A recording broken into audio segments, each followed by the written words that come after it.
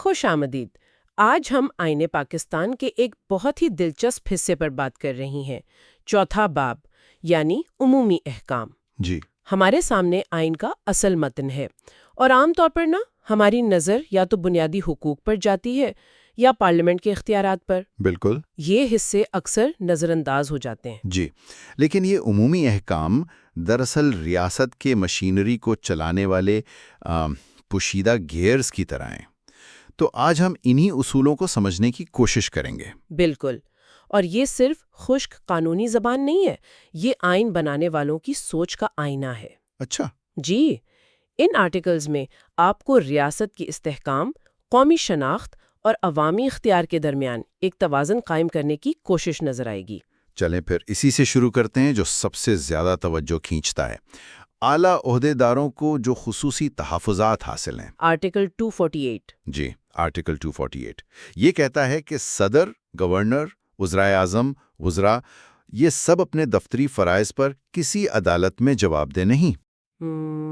مطلب یہ پڑھ کر تو پہلا تاثر یہی بنتا ہے کہ تو قانون سے بالا تر ہونے کا لائسنس ہے۔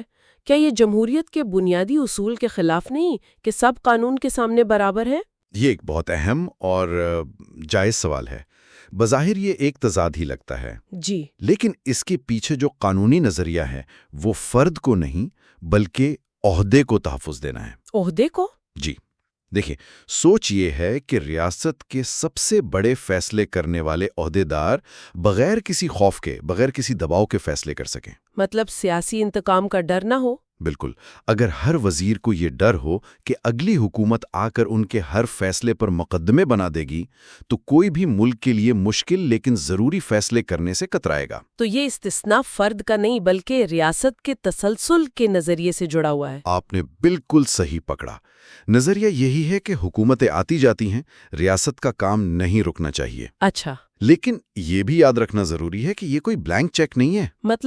مطلب یہ تحفظ صرف اور صرف دفتری امور اور فرائض سے متعلق ہے، ان کے ذاتی کاموں پر اس کا اطلاق نہیں ہوتا۔ اچھا، یہ تو ہوئی دفتری امور کی بات، لیکن میں یہاں شق 2 اور 3 دیکھ رہی ہوں۔ ایک منٹ، جی، کیا میں اسے صحیح پڑھ رہی ہوں؟ صدر کو زندگی بھر کے لیے فوجداری کارروائی سے استثناء حاصل ہے، اور گورنر کو ان کے عہدے کی مدت کے دوران؟ جی، آپ بالکل صحیح پڑھ رہی ہیں۔ یہ تو بادشاہوں والے اختیارات لگتے ہیں۔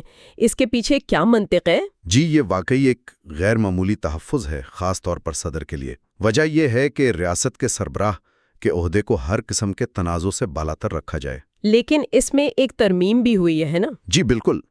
اب اگر صدر اپنا عہدہ چھوڑنے کے بعد کوئی دوسرا عوامی عہدہ قبول کر لیتے ہیں تو یہ تحیات استثناء ختم ہو جائے گا۔ یعنی اس چھوٹ کے غلط استعمال کو روکنے کے لیے۔ درست۔ اور ذاتی حیثیت میں کیے گئے کاموں کا کیا ہوگا؟ کیا ان پر کوئی مقدمہ نہیں ہو سکتا؟ کہ ان کے ذاتی کاموں پر دیوانی مقدمہ یعنی پیسے یا جائیداد وغیرہ سے متعلق کیا جا سکتا ہے۔ لیکن اس کی بھی کوئی شرط ہے؟ جی، شرط یہ ہے کہ کارروائی شروع کرنے سے کم از کم 60 دن پہلے تحریری نوٹس دینا لازمی ہے، تاکہ ریاستی امور میں خلل نہ پڑے۔ بالکل۔ اور اسی سے جڑی ایک اور بات آرٹیکل 250 میں ہے کہ ان اہم عہدیداروں کی تنخواہوں اور مراعات میں ان کے دور اقتدار میں کمی نہیں کی جا سکتی، تاکہ ان کی خود مختاری برقرار رہے۔ جی، تاکہ کوئی حکومت مالی دباؤ ڈال کر ان کے فیصلوں پر اثر انداز نہ ہو سکے۔ تو یہ آرٹیکلز ریاست کے اختیار کو مستحکم کرتے ہیں، لیکن ریاست صرف اختیار سے نہیں بنتی، اس کی ایک شناخت بھی ہوتی ہے۔ جی بالکل۔ آئین اس قومی شناخت کو کیسے بیان کرتا ہے؟ یہ ہمیں آرٹیکل 251 کی طرف لے جاتا ہے، جو زبان کے حساس موضوع پر ہے۔ قومی زبان۔ جی، آرٹیکل 251 کہتا ہے کہ پاکستان کی قومی زبان اردو ہوگی، لیکن اس میں ایک شرط بھی ہے۔ جی، آئین ساز حقیقت پسند تھے، وہ جانتے تھے کہ پورے سرکاری نظام کو ایک دن میں انگریزی سے اردو میں منتقل کرنا ممکن نہیں۔ تو انہوں نے 15 سال کا وقت دیا؟ جی، کہ 15 سال کے اندر اردو کو سرکاری مقاصد کے لیے استعمال کرنے کے انتظامات کیے جائیں گے، اور جب تک یہ نہیں ہوتا انگریزی استعمال ہوتی رہے گی۔ لیکن آئین کو بنے تو 50 سال سے زیادہ ہو گئے، آج بھی سرکاری دفاتر، عدالتوں، اعلیٰ تعلیم میں اردو کا مکمل نفاذ نہیں ہو سکا۔ تو کیا یہ آرٹیکل ایک ناکام آدرش بن کر رہ گیا ہے؟ یہ ایک بہت گہری بات ہے۔ اسے ناکامی کہنے کے بجائے شاید یہ کہنا بہتر ہو کہ یہ ایک آئینی ہدایت ہے، ایک منزل طے کرتا ہے۔ لیکن اس آرٹیکل کی اصل خوبصورتی اس کی شق 3 میں ہے۔ وہ کہتی ہے کہ قومی زبان کی حیثیت کو متاثر کیے بغیر کوئی بھی صوبائی اسمبلی قانون کے ذریعے کسی صوبائی زبان کی تعلیم اور فروغ کے لیے اقدامات کر سکتی ہے۔ اچھا، یہ بہت اہم نکتہ ہے، یعنی قومی اتحاد اور علاقائی ثقافتوں کے احترام کے درمیان ایک توازن۔ بالکل، آئین یہ تسلیم کر رہا ہے کہ قومی شناخت مسلط کرنے سے نہیں بنتی۔ اور یہی لچک ہمیں آرٹیکل 255 میں بھی نظر آتی ہے، جو عہدے کے حلف سے متعلق ہے۔ جی، کہ حلف ترجیحاً اردو میں یا اس زبان میں لیا جائے گا جسے حلف اٹھانے والا سمجھتا ہو۔ اب اسی سے جڑے ایک اور موضوع پر آتے ہیں، آرٹیکل 259 جو اعزازات کے بارے میں ہے۔ یہ کیوں اہم ہے؟ یہ بھی قومی شناخت کی تعمیر کا ایک حصہ ہے۔ اس کی 2 اہم باتیں ہیں۔ پہلی، کوئی بھی شہری حکومت کی منظوری کے بغیر کسی غیر ملکی ریاست سے کوئی اعزاز قبول نہیں کر سکتا۔ قومی وقار خود مختاری کا معاملہ۔ جی، اور دوسری بات یہ کہ حکومت خود بھی صرف مخصوص شعبوں میں اعزازات دے سکتی ہے۔ بہادری، مسلح افواج میں نمایاں خدمات یا علمی اور کھیلوں میں امتیاز پر۔ اور اس کی شق 3 تو بہت دلچسپ ہے کہ آئین کے نفاذ سے پہلے دیے گئے تمام خطابات سوائے بہادری کے منسوخ کر دیے گئے۔ جی، یعنی وہ تمام سر، نواب اور خان بہادر جیسے القاب ایک ہی جھٹکے میں ختم۔ بالکل، اور یہ ایک علامتی لیکن بہت طاقتور قدم تھا۔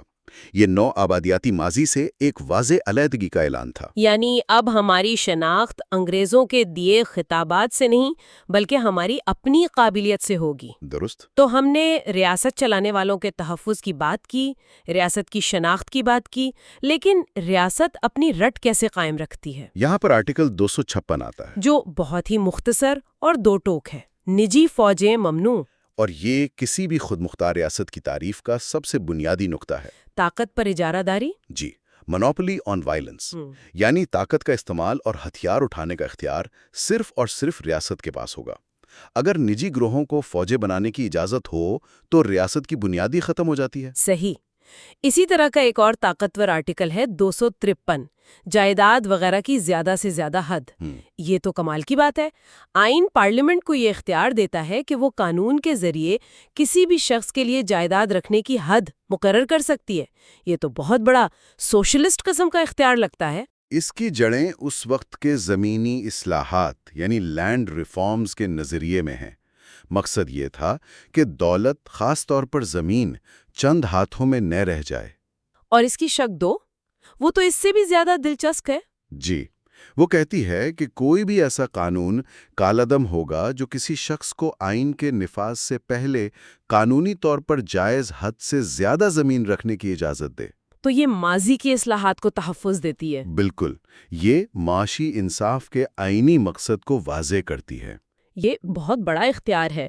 کیا اسے کبھی بڑے پیمانے پر استعمال کیا گیا ہے یا یہ آئین میں موجود ایک سویا ہوا اختیار ہے؟ کہہ سکتے ہیں اس اختیار کا استعمال ہمیشہ سے سیاسی طور پر بہت حساس رہا ہے، لیکن اس کا آئین میں موجود ہونا ہی ایک بہت بڑی بات ہے۔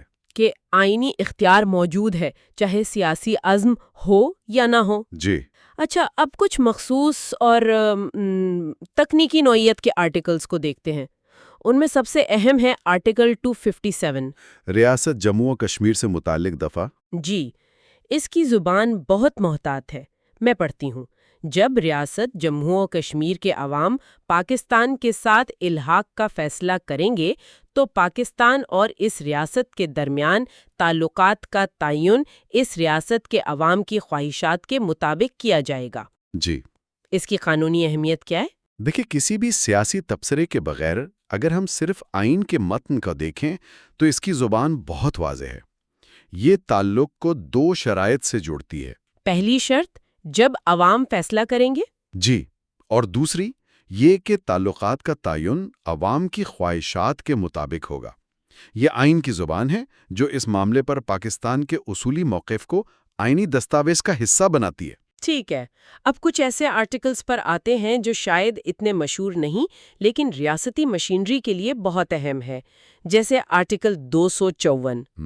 یہ کہتا ہے کہ اگر کوئی کام آئین میں دی گئی مدت میں نہ ہو تو صرف تاخیر کی وجہ سے وہ کام کالعدم نہیں ہوگا، یہ تو تاخیر کے لیے ایک بہانہ سا لگتا ہے، نہیں؟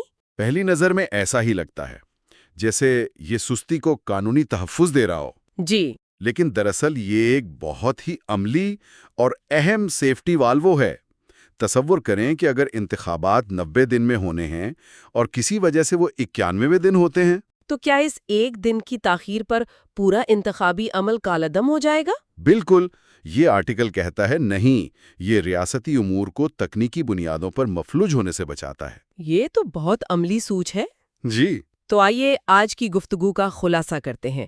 ہم نے دیکھا کہ آئین کے یہ عمومی احکام دراصل توازن قائم کرنے کی ایک کوشش ہے۔ جی، ایک طرف اعلیٰ عہدیداروں کو تحفظ دے کر ریاستی استحکام کو یقینی بنایا گیا ہے، تو دوسری طرف ان کے اختیارات کی حدود بھی متعین کی گئی ہیں۔ اور ہم نے یہ بھی دیکھا کہ کس طرح آئین قومی زبان اور اعزازات کے ذریعے ایک مشترکہ شناخت بناتا ہے، لیکن ساتھ ہی صوبائی زبانوں کا احترام کر کے تنوع کو بھی تسلیم کرتا ہے۔ اور آخر میں ریاست کو عوامی مفاد میں وسیع اختیارات دیے گئے ہیں۔ جی، نجی فوجوں پر پابندی سے لے کر جائیداد پر حد مقرر کرنے تک، یہ نظریات اور عملیت پسندی کا ایک دلچسپ امتزاج ہے۔